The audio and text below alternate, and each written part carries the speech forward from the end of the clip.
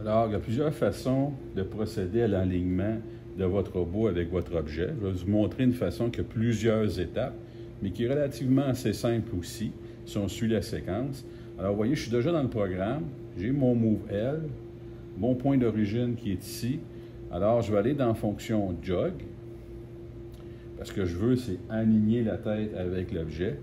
J'appuie sur Aligner ici.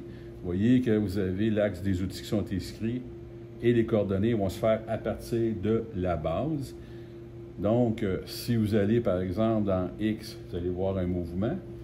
Allez-y par petit mouvement. Il ne faut pas dépasser les limites du robot et tomber en alarme. Vous avez Y. Voyez. Et dans mon cas, nous, ce qu'on veut, c'est Z avec une direction cible vers le bas. Donc, comme ceci. Alors, vous voyez, j'ai déjà un alignement.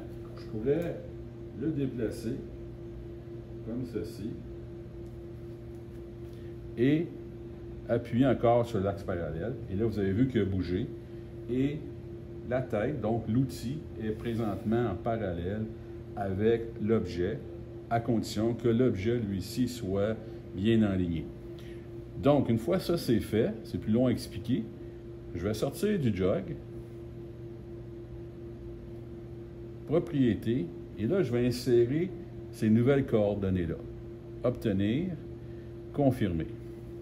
Tout ce qu'il me reste à faire, c'est prendre les valeurs sur X, Y, Z, les inscrire. Évidemment, si je déplace dans ce sens-ci, le X va être modifié. Je peux le faire manuel, comme je peux le faire avec le cockpit ici, donc le poste de pilotage. Ce qui est important, c'est que vos valeurs qui sont ici sur Y et Z demeurent les mêmes. Alors, ce que j'ai à faire, c'est leur déplacer ici. Et là, je pourrais rentrer les valeurs. Une fois que j'ai rentré les valeurs, j'enregistre la prochaine commande. Mettons que celui-là sera L, propriété. OK. Obtenir. Puis là, j'enregistrerai les nouvelles valeurs qui sont identiques au premier, dans ce cas-ci. Là, vous voyez qu'on ne touche pas. Quand c'est fait, puis je me suis assuré que le parallélisme est fait, là, à partir de là, je pourrais dire, par exemple, abaisser mon Z, parce que là, on sait qu'il ne touche pas. Fait que je pourrais le mettre, mettons, à... Il était à 11, je vais le mettre à 9. Ça, c'est un exemple. Confirmer. Et là, je pourrais dire Move To. Et vous avez vu que la tête a baissé. C'est comme ça que je vais venir l'ajuster correctement. Une fois que j'ai trouvé la friction nécessaire, eh bien, tout ce que j'ai à faire, sur le premier ici, je vais y rentrer la même valeur et le tour est joué. On peut confirmer. Move To.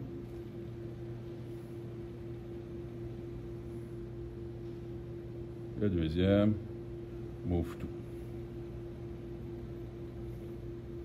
Alors, je me répète.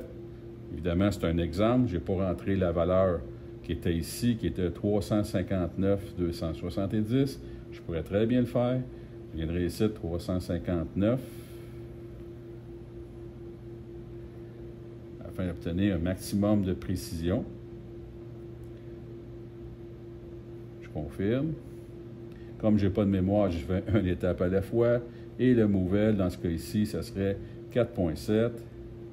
Je viens faire ici 4. Je déplace 0.7. Et voilà, je confirme. Et je peux venir confirmer. Donc, valider. Move To. OK. Et je vais le faire avec le prochain. Move To. On peut remarquer un point. Vous allez remarquer que ici, ma plaque n'est pas en parallèle avec la tête. La tête, elle bouge en parallèle avec sa base, qu'on a dit. Maintenant, il faut qu'elle aussi soit ajustée en fonction. Fait qu'ici, vous voyez que ça bouge. Donc, je n'ai pas besoin de niveau de laser. On peut confirmer juste avec le robot. Move To. Et il commence à frotter.